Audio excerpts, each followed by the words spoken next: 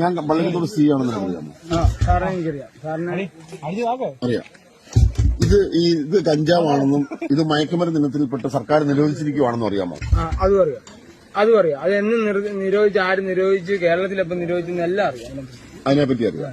ഇത് ഈ പറയുന്ന സംഭവം മയക്കുമരുന്ന് വെച്ചിട്ട് കേരളം മുഴുവൻ ഡ്രഗ്സിന് അഡിക്റ്റ് ആയിട്ടുള്ള ഒരു കൂട്ടം ആൾക്കാരാണെന്നുള്ളതിനെ പറ്റി അറിയാമോ? അതല്ല, അതിനെ ഒരു കൂട്ടം ആൾക്കാര് എന്നെ സാറിന് ഇപ്പൊ ഒരു പഞ്ചായത്തിൽ 1000 പേരുണ്ടെങ്കിൽ അതിലൊരു 10 പേരെ കഞ്ചാവ് അടിക്കുന്നുള്ളൂ. പക്ഷെ ഈ 1000-900 പേരും മദ്യം അടിക്കുന്നത്. അപ്പൊ ഒരു സ്ഥലത്ത് പ്രശ്നം നടന്നു കഴിഞ്ഞാൽ ഏറ്റവും കൂടുതൽ പ്രശ്നം ഉണ്ടാക്കുന്ന മദ്യം കൊണ്ടല്ലേ. പക്ഷെ പിടിക്കുമ്പോൾ ജനങ്ങൾ പറയുന്ന ഉണ്ടാക്കുന്നതാണ് കഞ്ചാവ്. ഞാൻ ചോദിക്കട്ടെ, MDMA ഉണ്ട്, പ്രൊതലീനുണ്ട്, മോർഫിനുണ്ട്, അതുപോലെ തന്നെ LSD ഉണ്ട്. അതിനൊക്കെ കാശ് വേണം. അതൊക്കെ വലിയ കാശ്. അല്ല, ഞാൻ പറഞ്ഞ അങ്ങനെ കാശ് 2000 രൂപയില്ലേ? ഈ 2000 രൂപയുടെ ഡബിൾ വേണം MDMA മേടിക്കാൻ. ഞാൻ പറഞ്ഞ 2000 രൂപ നീ ഇത് വിറ്റിട്ട് കിട്ടിയ കാശല്ല. പക്ഷെ ഈ 2000 ഡബിൾ വേണം MDMA മേടിക്കാൻ. അപ്പൊ ആരും പോവും. ഞാൻ പോകത്തില്ല ഒരിക്കലും. എനിക്കത് എത്ര പങ്കുണ്ടെങ്കിലും ഞാൻ MDMA കാശ്. അപ്പൊ നീ ഇപ്പോഴും വിചാരിക്കുന്നതും വിശ്വസിക്കുന്നതും ഈ മയക്കുമരുന്ന് വിൽക്കുന്നത് തെറ്റല്ലാന്നാണ്? മയക്കുമരുന്ന് എല്ലാം തെറ്റാണ്.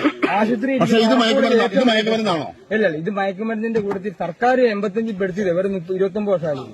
ഇത് മയക്കുമരുന്നല്ല, കഞ്ചാവ് മയക്കുമരുന്നല്ല. 39 വർഷമായിരുന്നു. കഞ്ചാവ് മയക്കുമരുന്നല്ല. മയക്കുമരുന്ന് സർക്കാർ പെടുത്തിയതാ. അത് പൊതുവെ ഒരു പ്രകൃതിയുടെ ഇത് നോക്കുവാണെങ്കിൽ ഒരിക്കലും ആരും പറയത്തില്ല. കാരണം ഇതിനെ പറയത്തില്ല.